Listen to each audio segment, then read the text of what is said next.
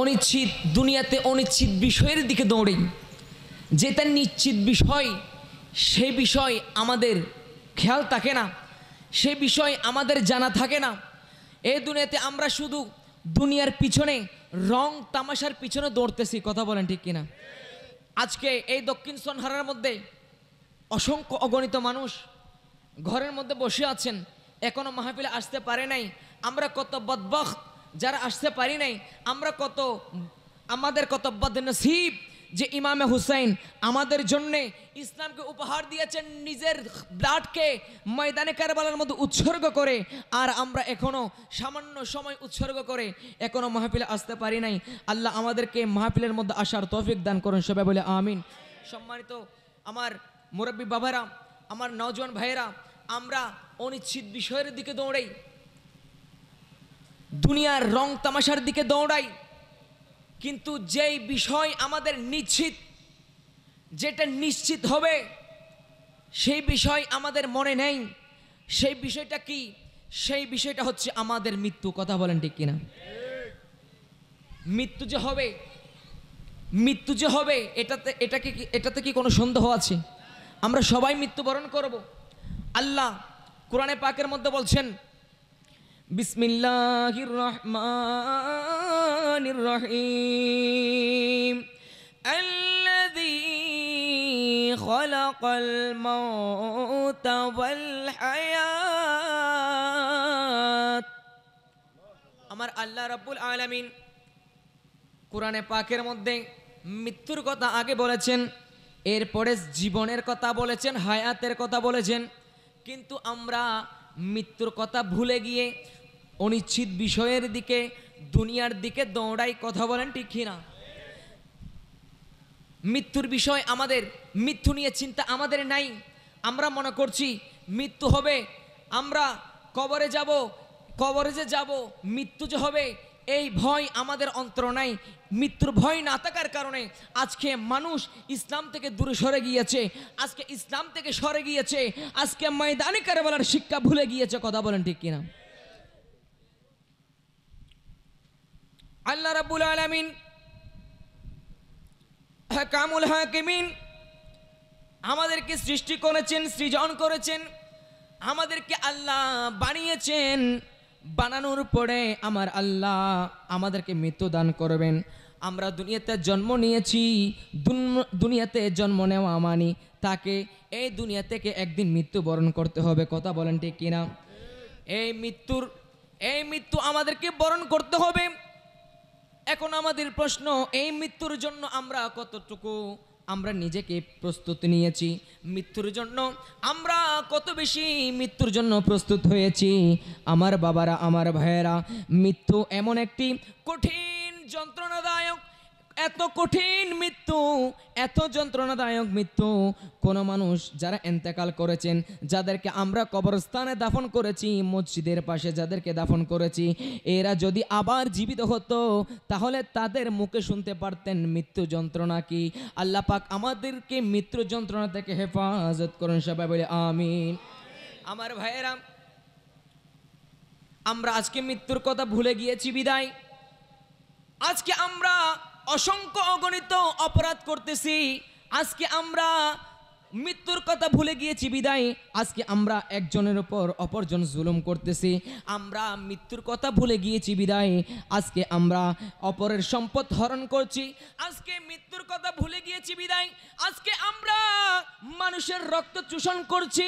আজকে মৃত্যুর কথা ভুলে গিয়েছি বিদায় আজকে আমরা সমাজের মধ্যে অনৈতিক কাজের সাথে লিপ্ত আছি, কথা বলেন ঠিক কিনা?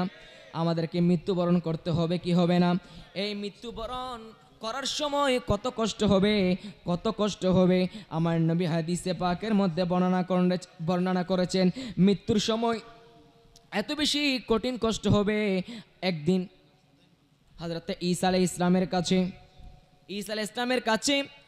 ইসলামের কিছু উম্মত আসলো, হে আল্লাহর নবী ঈসা, আপনি আমাদের কাছে এসেছেন নবী হিসেবে, কিন্তু আপনাকে নবী হিসাবে আমরা গ্রহণ করতে পারবো না। কেন করতে পারবে না? আপনি যদি সত্যিকারের নবী হন আমাদেরকে তাহলে কিছু নিদর্শন দেখান। তোমরা কি নিদর্শন দেখতে চাও? হযরত ঈসা আলাইহিস সালামকে তার উম্মতরা বলে, আমরা একটা নিদর্শন দেখতে চাই, যেটা আপনি যে আল্লাহর নবী, আমরা সেটা বিশ্বাস করব। কি নিদর্শন দেখতে চাও? তারা বলে, আমরা কবরস্থান থেকে একজন মানুষকে, আপনি যদি নবী হয়ে থাকেন, কবরস্থান থেকে একজন মানুষকে তুলে দেখান। বলি সুবহান। কি করতে বলছেন? কবরস্থান থেকে একজন মানুষকে তুলতে বলছেন। আমার ভাইয়েরা, আমি যাচ্ছি যে মৃত্যুর যন্ত্রণা কত কষ্ট, আমরা যে আজকে মৃত্যুর কথা ভুলে গিয়েছি, আমরা যে আজকে দুনিয়ার রং তালবাহানার মধ্যে, দুনিয়ার রং তামাশার মধ্যে আমরা মেতে আছি।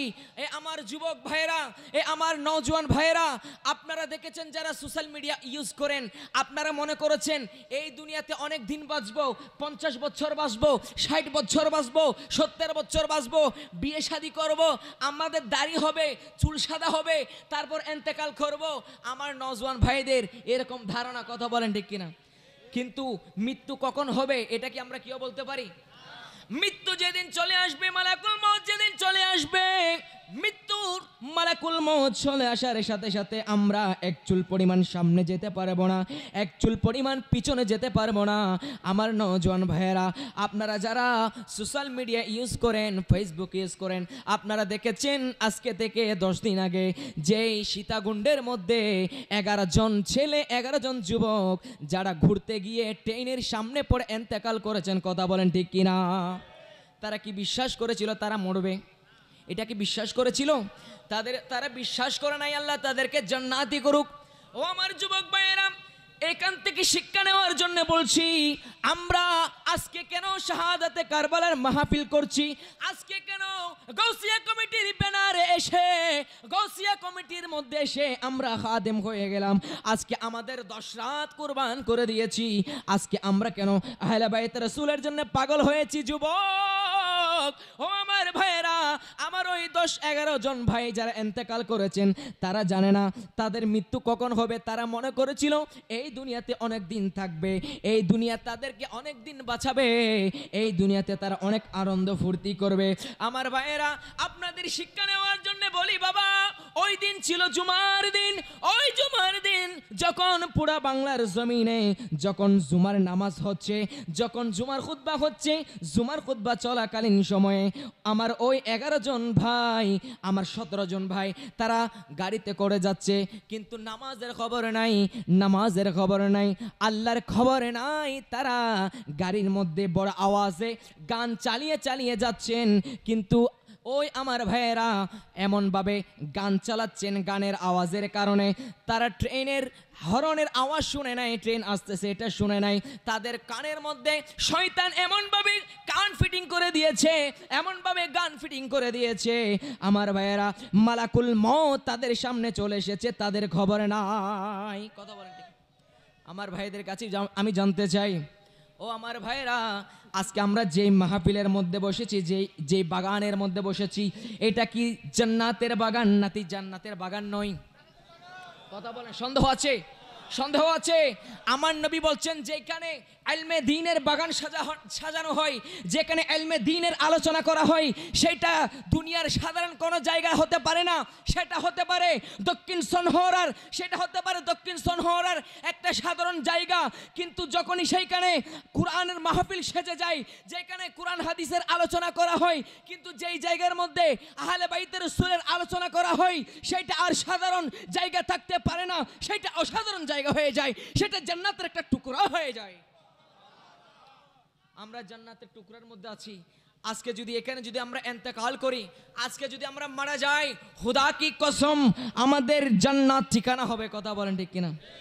কথা বলেন ঠিক কিনা? আল্লাহ পাক আমাদেরকে এইরকম মজলিসে বসে থাকা অবস্থায় মৃত্যু দান করুন, সবাই বলে আমিন। আল্লাহ আমাদেরকে নামাজে থাকা অবস্থায়, নামাজের সিজদা অবস্থায় মৃত্যু দান করুন, সবাই বলে আমিন। আমার ভাইয়েরা, আমরা মৃত্যুর কথা ভুলে গিয়েছি। আমার আজকের বিষয় ছিল আওলাদ রাসূলের তাজিম এবং ধৈর্য। আমি আমার বিষয়ের দিকে চলে যাব। এই মৃত্যুর সাথে আমার বিষয়ের একটা কানেকশন আছে। আমার বাবারা, আমার ভাইয়েরা, মৃত্যু কত যন্ত্রণাদায়ক। হযরতে ঈসা আলাইহিস সালাম একটা পুরাতন কবরের মধ্যে গেলেন। পুরাতন কবরের মধ্যে গিয়ে হযরতে সাইয়েদনা ঈসা আলাইহিস সালাম আল্লাহকে বললেন, ও আল্লাহ, তারা তো চাচ্ছে মানুষকে কবর থেকে তুলতে, মানুষকে জিন্দা করতে আমি কি করব? আমার আল্লাহ বলেন, হে ঈসা, ওগো আমার ঈসা রুহুল্লাহ, তোমার কোনো টেনশন করার দরকার নাই। হে ঈসা, তুমি কবরের সামনে গিয়ে কুম্বি ইসিনিল্লাহ বলে আদেশ করো, কুম্বি ইসিনিল্লাহ বলে আদেশ করো। তুমি আদেশ করতে দেরি, আমি আল্লাহ বলে দিচ্ছি, তোমার আদেশের সাথে সাথে কবর থেকে মরা মানুষ জিন্দা হয়ে বের হয়ে যাবে। যখন আদেশ করলেন কুম্বি ইসিনিল্লাহ, হঠাৎ করে কবর ফেটে একজন আল্লাহর বান্দা উঠে গেলেন। আল্লাহু আকবার। কে উঠে গিয়েছেন? একজন আল্লাহর বান্দা জিন্দা হয়ে উঠে গেলেন কবর ফেটে। তখন কবর থেকে বের হওয়ার সাথে সাথে হযরত সাইয়্যিদুনা ঈসা আলাইহিস সালামকে সালাম দেয়, ইয়া আসসালামু আলাইকা ইয়া নবী আল্লাহ, হে আল্লাহর নবী ঈসা, আপনাকে সালাম। হযরত ঈসা বলে, হে আল্লাহর বান্দা, আমি তো তোমাকে আমার নাম বলি নাই, তুমি আমাকে দেখো নাই, তুমি আমার নাম কিভাবে জানলে? তখন ওই আল্লাহর বান্দা বলে, হুজুর, আমি দুনিয়ার সাধারণ মানুষের সাধারণ ছেলে নই, আমি হচ্ছি হযরতে নূহ আলাইহিস সালামের ছেলে সাম। আপনাদের কি সমস্যা, কষ্ট লাগতেছে? বুঝতে কষ্ট হচ্ছে? কবর থেকে কে বের হয়েছেন? নূহ আলাইহিস সালামের ছেলে সাম। সাম বের হওয়ার পরে সামকে প্রশ্ন করলেন, কি ব্যাপার, তুমি যদি সাম হও, নূহ আলাইহিস সালামের ছেলে হও, তাহলে তোমার কথা মিথ্যা হতে পারে, কারণ আমি কিতাবের মধ্যে পেয়েছি, আমি দেখতেছি তোমার চুল সাদা হয়ে গেছে, আর আমি ইনজিল কিতাবের মধ্যে, যে ইনজিল কিতাব আমার উপরে নাজিল করেছেন, ওই ইনজিল কিতাবের মধ্যে আমি পেয়েছি যারা নূহ আলাইহিস সালামের সন্তান ছিল, নূহ আলাইহিস সালামের আওলাদ ছিল, তাদের দাড়িও পাকে নাই, চুলও পাকে নাই। বলিন সুবহানাল্লাহ। কিন্তু তোমার চুলও পাকা, তোমার দাড়িও পাকা, আর দেখা যাচ্ছে তোমার শরীর থেকে টপ টপ টপ টপ করে ঘাম পড়ছে, কি ব্যাপার, কি সমস্যা?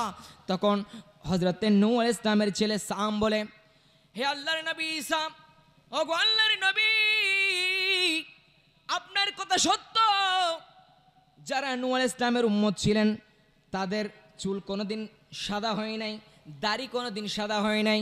ওগো আল্লাহর নবী, কিন্তু আমার এই দাড়ি সাদা হয়ে যাওয়ার একটা কারণ আছে, একটা বড় কারণ আছে। কি কারণ? হযরতে নূহ আলাইহিস সালামের ছেলে সাম বলে, ইয়া নবী আল্লাহ, ওগো আল্লাহর নবী, যখন আমার দুনিয়া থেকে আমার হায়াতে জিন্দেগি শেষ হয়ে গেল, আমার হায়াতে জিন্দেগি শেষ হওয়ার সাথে সাথে আমার কাছে মালাকুল মউত এসেছে।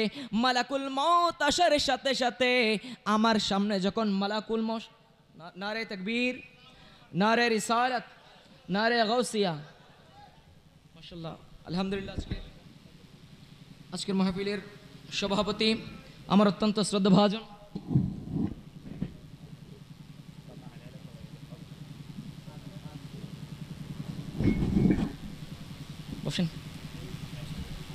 সবাই বলি মারহাবা, আর চিৎকার দিয়ে বলেন মারহাবা।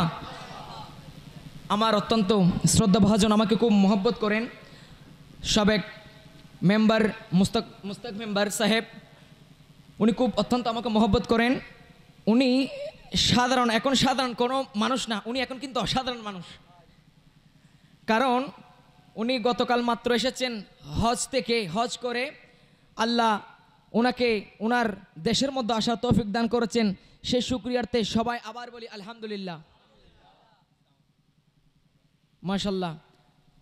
উনি হজ করে এসেছেন, এখনো ওনার শরীর থেকে হাড়ে খাবার খুশবু এখনো যায় নাই। সুবহানাল্লাহ বলেন না। মদিনা শরীফের এখনো সেই রওনক, মদিনার সবজে গম্বিদের সেই নূরানি রওনক এখনো ওনার শরীর থেকে যায় নাই, সেই জন্য ওনার চেহারা দেখাটাও ইবাদত। সুবহানাল্লাহ বলেন না। আল্লাহ পাক আমাদেরকে কবুল আর মঞ্জুর করেন, সবাই বলে আমিন। আর এবছর যারা হজ করতে গিয়েছেন সবাই ভাগ্যবান, কারণ এবছর হজ্জে আকবর হয়েছে। বলি না সুবহানাল্লাহ। কি হয়েছে? হজ্জে আকবর হয়েছে।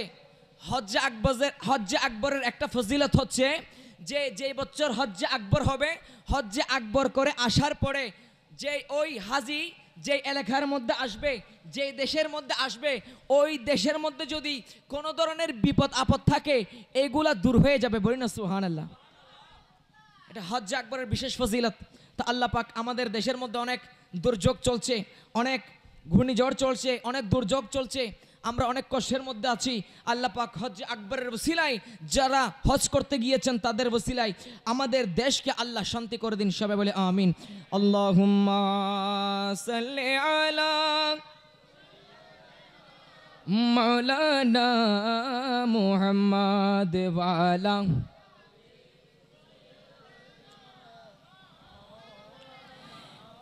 এই মিছে দুনিয়ায় তুমি থাকিবা কতদিন, এই মিছে দুনিয়ায় তুমি থাকিবা কতদিন।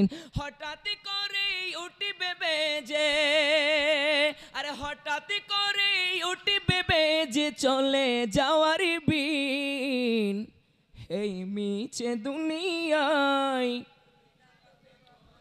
মোহাম্মদের আওয়াজে এই মিছে দুনিয়ায়। কি দুনিয়া কি অনেকদিন থাকতে ইচ্ছে হয়? একটু মোহাম্মদের আওয়াজে বলেন না, এই মিছে দুনিয়ায়। আর একটা আওয়াজে এই মিছে দুনিয়ায় তুমি থাকিবা কতদিন। হঠাৎ করে উঠিবে বেজে, হঠাৎ করে উঠিবে বেজে চলে যাওয়ার বিন, এই মিছে দুনিয়ায় দিন, এই মিছে দুনিয়ায় তুমি থাকিবা কতদিন। আল্লাহুম্মা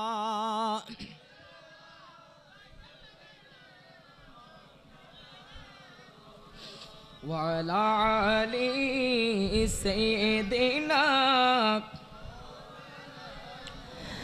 মৃত্যু যন্ত্রণা কত।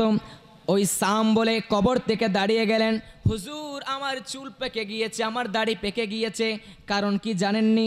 হুজুর যখন আমি দুনিয়া থেকে বিদায় নেওয়ার সময় হলো, যখন আমি দুনিয়া থেকে আমার হায়াত শেষ হয়ে গেল, তখন মালাকুল মউত আমার কাছে এসেছে। মালাকুল মউত এমন একটা জাত, যেই মালাকুল মউতকে, যে আজরাইলকে আমি আমার জীবনের মধ্যে কোনোদিন দেখি নাই। হুজুর মালাকুল মউতের মতো এত ভয়ঙ্কর চেহারা আমি কোনোদিন দেখি নাই। আমার যখন দুনিয়া থেকে যাওয়ার সময় হয়ে গেল, আজরাইল যখন আসলেন, আমি দেখার সাথে সাথে আজরাইলকে দেখে আমি এমন ভয় পেয়ে গেছি, আমি এমন ভয় পেয়ে গেছি।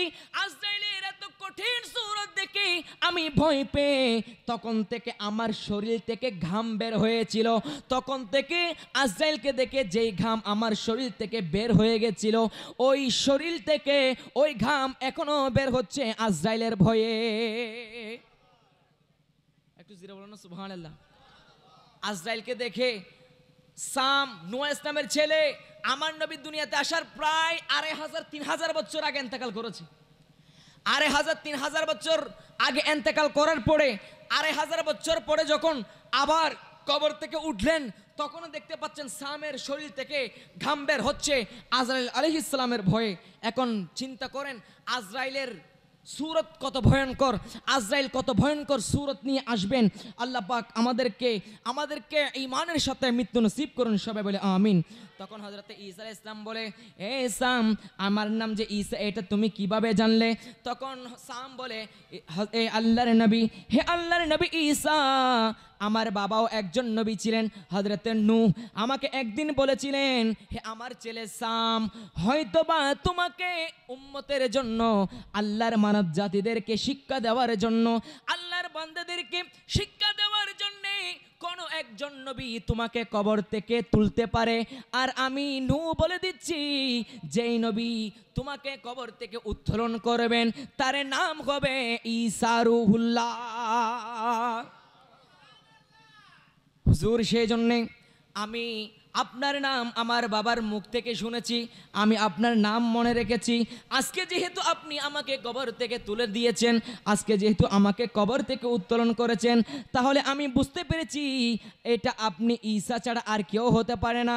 তখন হযরত ঈসা আলাইহিস সালাম বলছেন, হে হে সাম, আচ্ছা বলো দেখি, তোমার শরীর থেকে ঘাম বের হয়েছে বুঝলাম, তোমার চুল সাদা কেন, তোমার দাড়ি সাদা কেন?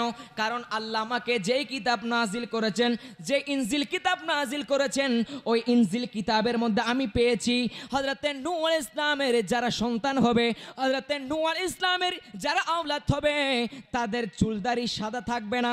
এখন তোমার আমার আসমানি কিতাবের সাথে তোমার তো আমি মিল পাচ্ছি না। তখন হযরতে সাম বলে, হুজুর আপনার কোরআন, আপনার ইনজিলের কথা ঠিক আছে, আল্লাহর কথা ঠিক আছে, কিন্তু যখন আমি আজরাইলকে দেখেছি, আজরাইল যখন আমার শরীর থেকে আমার জানটাকে কব্জা করছেন, আমার শরীর থেকে যখন আমার জানটা টেনে বের করছেন, হুজুর খুদার কসম আমার এত কষ্ট হয়েছে, আমার এত কষ্ট হয়েছে হুজুর, আমার মনে হয়েছে আমার জানটা একবার আমার পায়ের দিকে চলে যায়, আরেকবার মনে হয়েছে আমার জানটা হাতের দিকে চলে যায়, আরেকবার মনে হয়েছে আমার জানটা মাথার দিকে চলে যায়। হুজুর আমার এত কষ্ট হয়েছে, যখন মালাকুল মউত আমার জানটাকে টান দিয়েছেন, আমার এত কষ্ট হয়েছে, আমার কষ্টের সাথে সাথে আজরাইলের ভয়ে আমার ওই মুহূর্তের মধ্যে, ওই জায়গার মধ্যে আমার চুল দাড়ি সবগুলা পেকে গিয়েছে।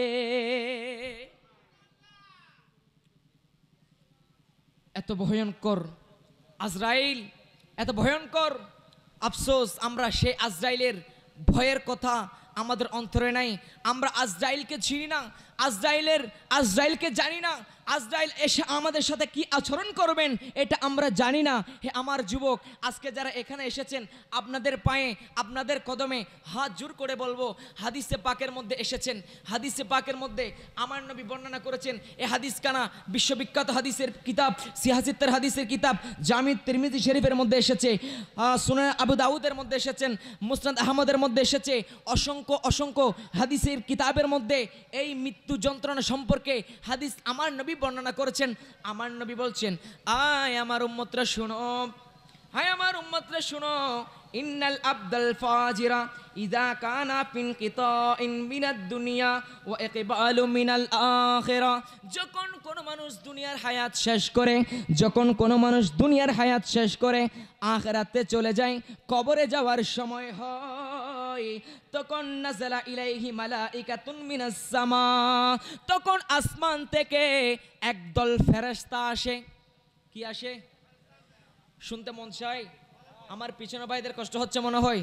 আজরাইলের কথা বাবা, আজরাইল কথা বললে আপনি যত খুশিতে থাকেন, যত আরামে থাকেন, একটু ভয় লাগে কি লাগে না? লাগে কি লাগে না? আজরাইলকে দেখে ভয় পাই নাই এমন কেউ নাই। আমার নবী যেদিন দুনিয়া থেকে চলে যাবেন, আমার নবী দুনিয়া থেকে চলে যাওয়ার সময় আজরাইল আমার নবীর কাছে এসেছে জান কবজ করার জন্য। আমার আল্লাহ বলে দিয়েছেন, আজরাইল তুমি তো দুনিয়ার মানুষের কাছে তোমার যত ভয়ঙ্কর সূরত আছে ওই সূরতটা নিয়ে তুমি মানুষের কাছে যাও। এ আজরাইল খবরদার, খবরদার, আমার নবীর কাছে যখন যাবে তখন তুমি তোমার সবচেয়ে উত্তম সূরত নিয়ে আমার নবীর কদমের মধ্যে যাবে। এরপরে আজরাইল আরো কিছু কাজ আছে। আল্লাহ কি কাজ? আমার নবীর কাছে যখন যাবে তখন আমার নবীর কাছে গিয়ে তুমি সরাসরি আপনার জান কবজ করতে এসেছি এইটা বলতে পারবে না। তুমি দুনিয়ার মানুষের কাছে গিয়ে তোমার কোনো পারমিশন লাগবে না। তার জান কবজের সময় হয়েছে, 1 সেকেন্ড দেরি করবে না, সাথে সাথে তুমি তার জান বের করে নেবে। কিন্তু আমার নবীর দরবারে গিয়ে নবীর কাছ থেকে পারমিশন চাইবে। আমার নবী যদি তোমাকে জান নেওয়ার জন্য, জান বের করার জন্য যদি অনুমতি দেয়, তাহলে তুমি আমার নবীর জানকে আমি আল্লাহর কাছে নিয়ে আসবে। এর আগে হযরতে মূসা আলাইহিস সালামের কাছে আজরাইলকে পাঠিয়েছিলেন। আজরাইলকে পাঠিয়েছেন তখন আল্লাহ বলে নাই, কারণ নবীদের সামনে এসে আগে পারমিশন নিতে হয়। হযরতে মূসা আলাইহিস সালামের জান যখন কবজ করতে গেলেন তখন পারমিশন নেয় নাই। আল্লাহ আমাকে পাঠিয়েছেন, আপনার জান কবজ করতে এসেছি। মূসা আলাইহিস সালামের কাছে এই কথা বলার সাথে সাথে আপনারা জানেন মূসা আলাইহিস সালাম এমন থাপ্পড় দিয়েছেন যে আজরাইল থাপ্পড় কি আবার ওয়াপস আল্লাহর কাছে চলে গিয়েছে। এই আল্লাহ আগে বলে দেন নাই মূসা আলাইহিস সালামকে, আজরাইলকে বলে দেন নাই যে নবীদের কাছে যাওয়ার আগে পারমিশন নিতে হবে, এটা তো আগে বলে দেন নাই। মূসা আলাইহিস সালামকে কেন বলেন নাই? আমার নবীর জান কবজ করার আগে বলে দিয়েছেন, কিন্তু মূসা নবীর জান কবজ করার আগে বলেন নাই। এটার একমাত্র কারণ হচ্ছে হযরতে আজরাইল আলাইহিস সালাম যাতে আমার নবীর দরবারে গিয়ে যাতে এই ভুল না হয় যে নবীদের পারমিশন যাতে নেই, সেজন্যে আমার আল্লাহ মুসা আলাইহিস সালামের মাধ্যমে হযরত আজরাইলকে শিক্ষা দিয়েছেন, বলি সুবহানাল্লাহ। যাই হোক, অনেক লম্বা ঘটনা। এরপর আমার নবী হাদিসে পাকের মধ্যে বলছেন, বান্দা যখন মানুষ দুনিয়া থেকে যাওয়ার সময় হয়, তখন একদল ফেরেশতা আসে। এই ফেরেশতাদেরকে অন্য কোনো মানুষ দেখতে পায় না। ওই ফেরেশতাদেরকে, একদল ফেরেশতাদেরকে যিনি দুনিয়া থেকে চলে যাবেন তিনি দেখতে পায়। অনেক ফেরেশতা আসে, ওই ফেরেশতারা সারিবদ্ধভাবে এমনভাবে দাঁড়ায়, ওই মুমূর্ষ রোগী তার চোখের দৃষ্টি যতটুকু যায় ততটুকু ফেরেশতারা সারি বেঁধে দাঁড়িয়ে যায়। এরা একদল ফেরেশতা আসে।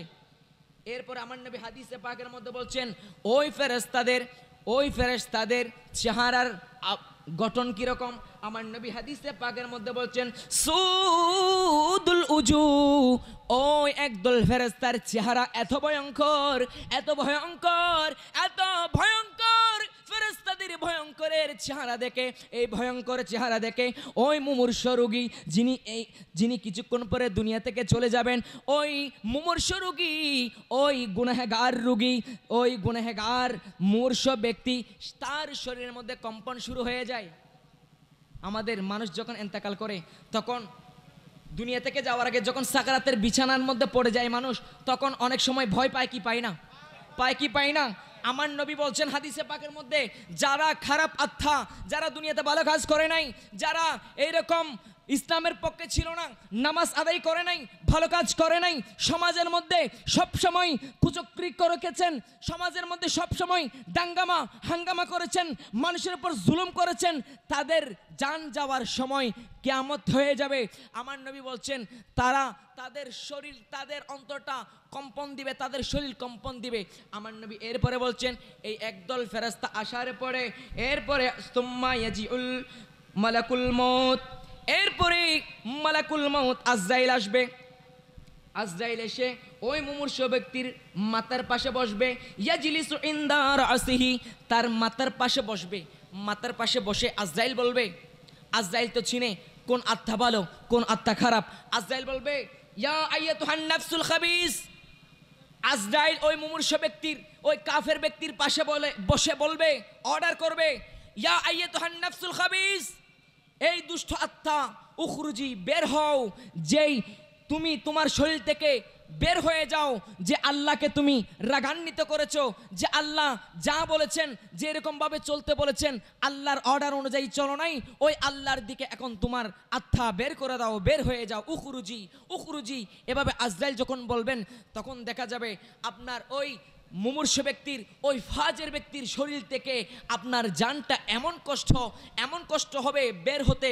আমার নবী এই হাদিসে পাকের মধ্যে বলছেন যে উম্মত কত কষ্ট হবে জানো, যারা গুনেহগার বান্দা, যারা ফাজের বান্দা, তাদের জান বের হতে কত কষ্ট হবে জানো, যে একটা বিশাল রুইয়ের স্তূপ থেকে একটা আপনার লোহার জংওয়ালা লোহাকে যখন একটা রুইয়ের ভিতর থেকে বের করা হবে, ওই রুইয়ের ভিতর থেকে যখন আপনার লোহাটা বের করবেন, তখন বের করার সাথে আপনার ওই রটের মধ্যে রুই আটকে যাবে কি যাবে না?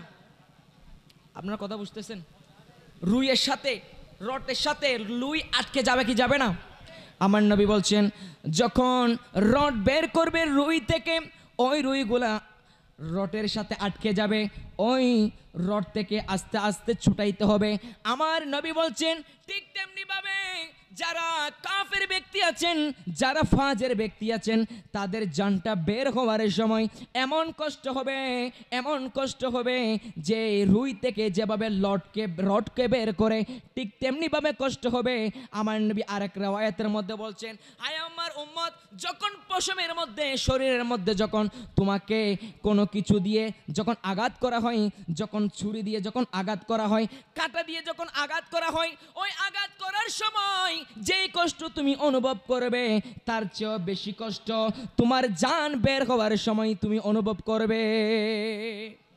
আল্লাহ আল্লাহ আল্লাহ আমাদেরকে উত্তম মৃত্যু দান করুন, সবাই বলে আমিন। আল্লাহ আমাদের সাকরাতের মওতের কষ্ট থেকে আল্লাহ হেফাজত করুন, সবাই বলে আমিন। আল্লাহুম্মা সাল্লি আলা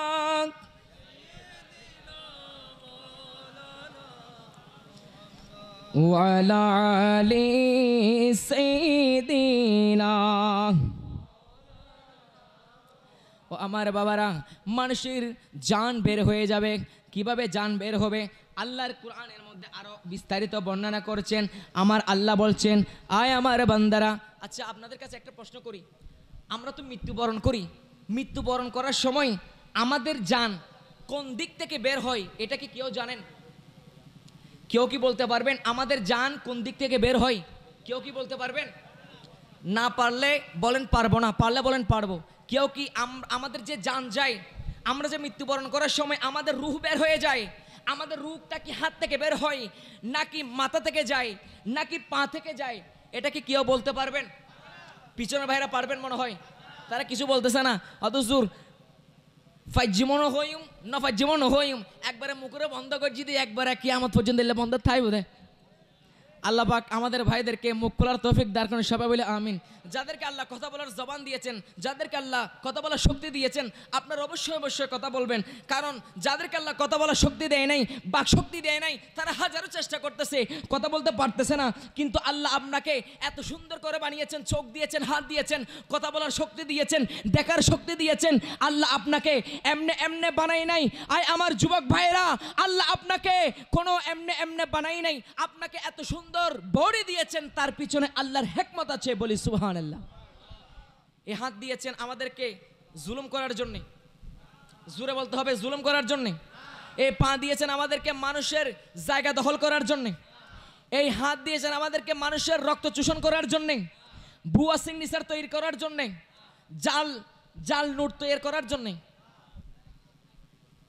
এই হাত দিয়েছেন। আল্লাহ বলছেন, এই যে আল্লাহ হাত দিয়েছেন, ওয়া তুকাল্লিমুনা আইদিহিম, এই হাত দিয়ে আমরা যা অপকর্ম করি, কিয়ামতের ময়দানে বান্দা তোমার মুখের মধ্যে তালা মারা হবে, তোমার মুখের মধ্যে তালা মেরে দিবেন, একমাত্র হাত কথা বলবে। ওয়া তুকাল্লিমুনা আইদিহিম, আল্লাহর সেই দিন আল্লাহর দরবারের মধ্যে হাত কথা বলবে, আল্লাহ আমি হাত দিয়ে সে অমুক ব্যক্তির জায়গা দখল করেছে, অমুক ব্যক্তির রক্ত চূষণ করেছে, আল্লাহ আজকে আমি তার বিরুদ্ধে আপনার দরবারে নালিশ করতেছি। আল্লাহ পাক আমাদেরকে হেফাজত করুন, সবাই বলে আমিন।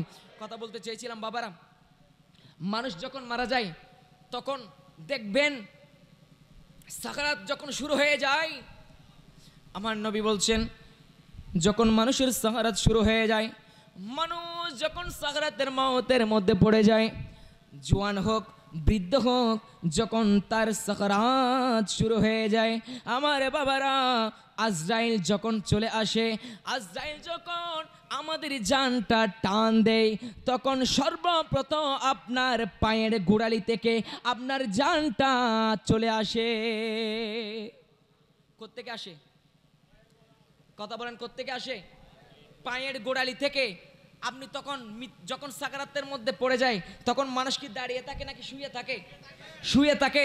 আমার নবী বলছেন, কোরআনে পাকের মধ্যে এসেছেন, বিভিন্ন তাফসীরাতের কিতাবের মধ্যে বলা হচ্ছে, মানুষ যখন সাকারাতের বিছানায় পড়ে যায়, যখন আজরাইল যখন জানটাকে টান দেয়, টান দেওয়ার সাথে সাথে সর্বপ্রথম মানুষের দুই পায়ের গোছা থেকে, দুই পায়ের গোড়ালি থেকে এমন কষ্ট করে জানটা বের হয়, আস্তে আস্তে আস্তে এমন কষ্ট করে জানটা আসে, আস্তে আস্তে আপনার হাঁটুর মধ্যে আসে, এরপরে হাঁটু থেকে আস্তে আস্তে আপনার কোমরের মধ্যে আসে, এরপরে কোমরের দিকে আস্তে আস্তে জানটা আস্তে আস্তে নখ থেকে শুরু করে আপনার হাত দিয়ে এইভাবে জান বের হতে হতে আপনার আস্তে আস্তে সিনার মধ্যে চলে আসে, সিনার মধ্যে চলে আস্তে আস্তে এরপরে এক পর্যায়ে আপনার জান এই কণ্ঠনালীর মধ্যে চলে আসবে। আল্লাহ বলছেন, কাল্লা ইদা বালাগাতিত তারাকি, আপনার জান আস্তে আস্তে আপনার মালাকুল মউত যখন আপনার জানকে টান দিবে, জানকে টান দেওয়ার সাথে সাথে আপনার জান আস্তে আস্তে আপনার এই কণ্ঠনালীর মধ্যে চলে আসবে। আপনারা জানেন আমার আল্লাহ সূরা ওয়াকিয়ার মধ্যে বর্ণনা করেছেন, সূরা ওয়াকিয়া কম বেশ আপনারা সবাই পড়েন, প্রতিদিন তেলাওয়াত করেন। এই সূরা ওয়াকিয়ার মধ্যে আল্লাহ বর্ণনা করছেন, ফালাউলা ইযা বালাগাতিল হুলকুম, আপনার জান আস্তে আস্তে আস্তে শরীর থেকে পা থেকে আস্তে আস্তে একদম হুলকুমের মধ্যে চলে আসে, কণ্ঠনালীর মধ্যে চলে আসে। কণ্ঠনালীর মধ্যে যখন চলে আসে তখন ওই ব্যক্তি যিনি মারা যাচ্ছে তিনি দেখতে পায়, হায় রে আমার পা থেকে জানটা চলে আসতেছে।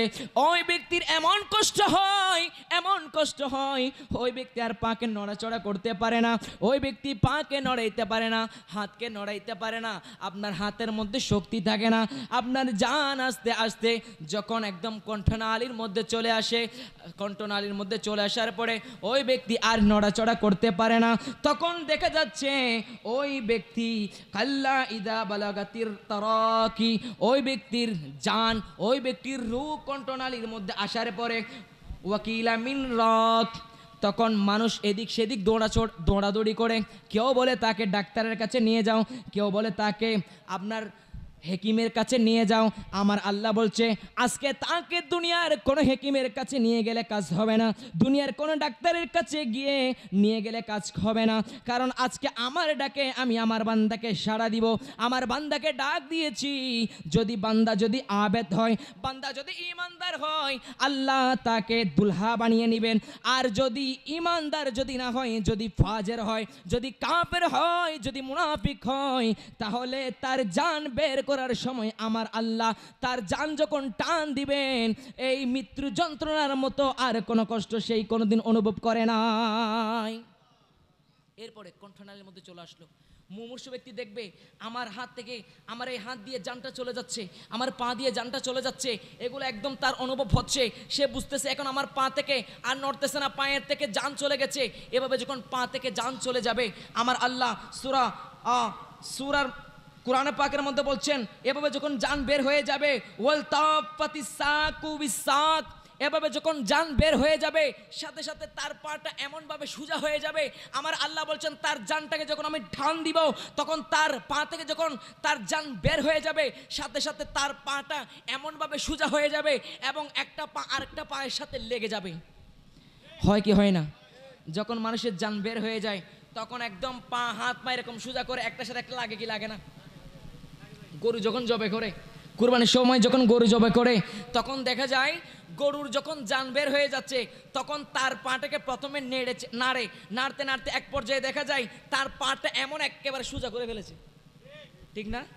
মানুষও ঠিক, যখন তার জান যখন বের হয়ে যাচ্ছে তখন তার পাটা এমনভাবে সোজা করে ফেলেছেন, এমনভাবে জড়িয়ে গেছে। এই কথাটা আমার আল্লাহ কুরআনে পাকের মধ্যে বলছেন। আমার আল্লাহ বলছেন ওয়াল তাফাতিস সাকু বিসাক, যখন তোমাদের রূহ বের হয়ে যাবে তখন তোমাদের পাগুলা জোড়া জোড়া হয়ে যাবে, তোমাদের পাগুলা একটার সাথে একটা লেগে যাবে। আল্লাহ আমাদেরকে এই মৃত্যু যন্ত্রণা থেকে হেফাজত করেন, সবাই বলে আমিন। আল্লাহুম্মা সাল্লি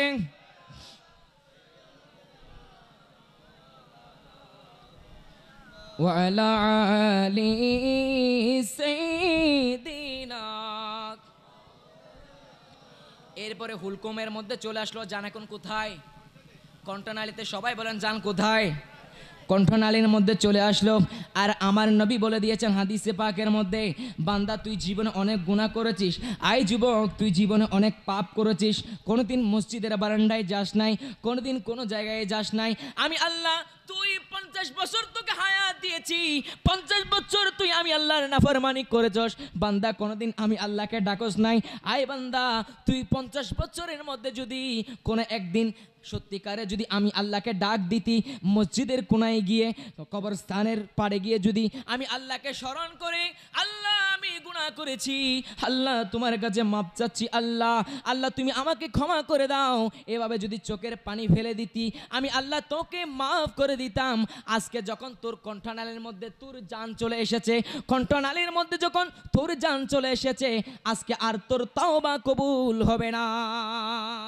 আমাদেরকে তওবা করার দরকার আছে না নাই? আমাদের তওবা করার দরকার আছে না নাই? কখন করতে হবে? জান কণ্ঠনালীর মধ্যে আসার আগে। কথা বলেন ঠিক কিনা? কণ্ঠনালীর মধ্যে যেদিন আপনার জান চলে আসবে সেই দিন যদি আল্লাহর দরবারে তওবা করেন, আর তওবা কবুল। কথা বলেন কবুল। নারে তাকবীর, নারে রিসালাত, নারে গাউসিয়াম, প্রধানমন্ত্রীর আগমন,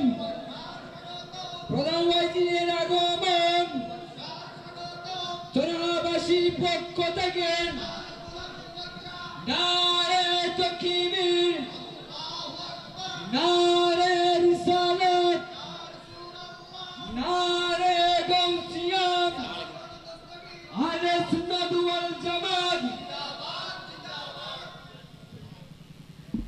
সবাই বলি মারহাবা। মারহাবার আওয়াজ এত গরম, মোহাম্মদের আওয়াজ বলি মারহাবা। আমরা খুশি না বেজার? আলহামদুলিল্লাহ, আজকে আমাদের মাহফিলের রৌনক চলে এসেছেন যিনি অসংখ্য অগণিত যুবকদের আইডল, যাদের বয়ান শুনে, যাদের লেকচার শুনে আজকে অসংখ্য অগণিত আমার যুবক ভাইয়েরা, ইয়াং জেনারেশন আজকে পথের দিশা পেয়েছে। কথা বলেন ঠিক কিনা? আরে কথা বলেন ঠিক কিনা? এরকম ইসলামিক স্কলার আমরা চাই কি চাই না? দুই হাত তুলে দেখান, চাই কি চাই না? আল্লাহ পাক হুজুরের হায়াতের মধ্যে বরকত দান করেন, সবাই বলে আমিন। আমি বেশিক্ষণ করবো না, হুজুর এসে গেছেন, আমি বেশিক্ষণ করবো না। আল্লাহ পাক আমাদেরকে ছেড়ে দিচ্ছি।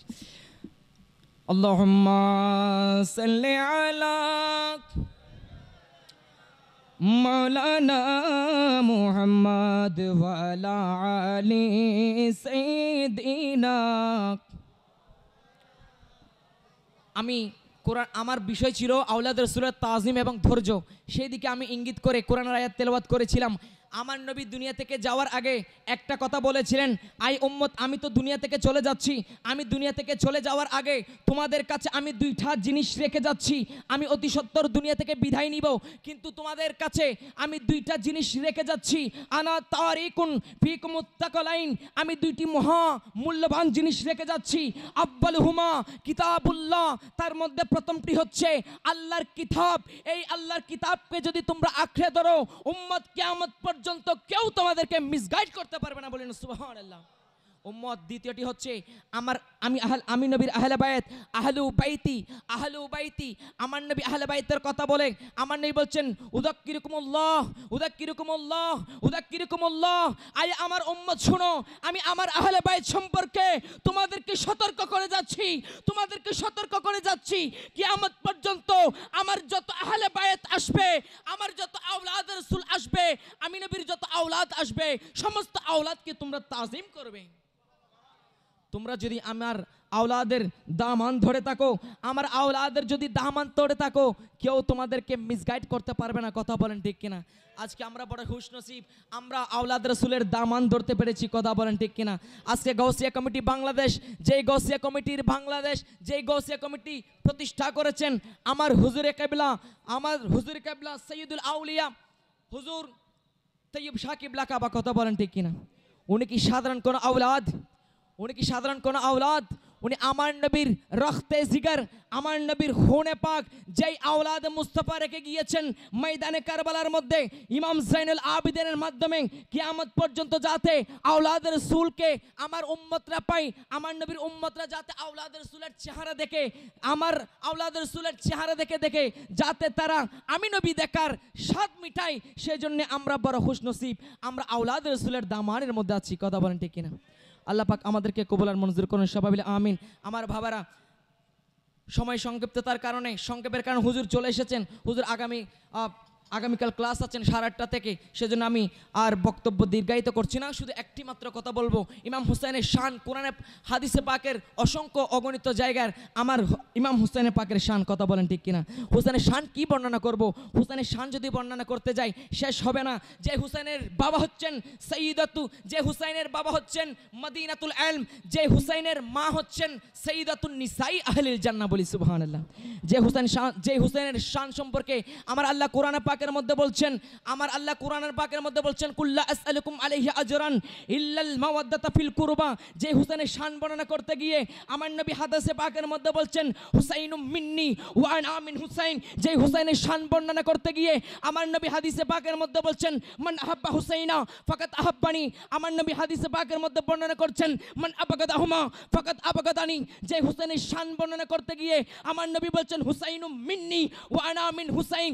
যে হুসাইনের জন্য জন্য আমার নবী মদিনা থেকে মসজিদের মিম্বর থেকে নেমে যেতেন, যেই হুসেনের জন্য আমার নবী জিহ্বাকে বের করে দিতেন, যেই হুসেন আমার নবীর জিহ্বা চূষণ করে করে তৃষ্ণা নিবারণ করতেন, যেই হুসেনের জন্য আমার নবী সওয়ারি হয়ে যেতেন। কোন হুসেনের শান বর্ণনা করব? যেই হুসেনের শান বর্ণনা করতে গিয়ে আমার নবী হাদিসে পাকের মধ্যে বলছেন জাদ্দুহুমা ফিল জান্নাহ, যে হুসেনের নানা জান্নাতি, জাদ্দাতুহুমা ফিল জান্নাহ, যে হুসেনের নানি জান্নাতি। যে হুসেনের শান বর্ণনা করতে গিয়ে আমার নবী বলছেন হালুহুমা ফিল জান্নাহ ওয়া হালাতুহুমা ফিল জান্নাহ, যাদের খালাগণ জান্নাতি, ওয়া আম্মুহুমা ফিল জান্নাহ ওয়া আম্মাতুহুমা ফিল জান্নাহ, যাদের চাচা জান্নাতি, যাদের চাচি জান্নাতি। যে হুসেনের শান বর্ণনা করতে গিয়ে আমার নবী হাদিসে পাকের মধ্যে বলছেন যে হুসেনের বাবা জান্নাতি। যে হুসেনের শান বর্ণনা করতে গিয়ে আমার নবী হাদিসে পাকের মধ্যে বলছেন হুমা ফিল জান্নাহ, তারা জান্নাতি।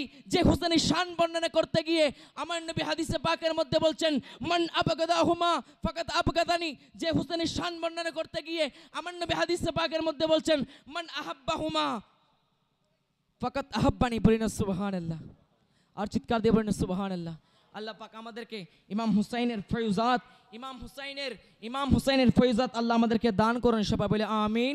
ওয়া আখিরি দাওয়ানা আলহামদুলিল্লাহি রাব্বিল আলামিন। আসসালামু আলাইকুম ওয়া রাহমাতুল্লাহি তাআলা ওয়া বারাকাতুহু।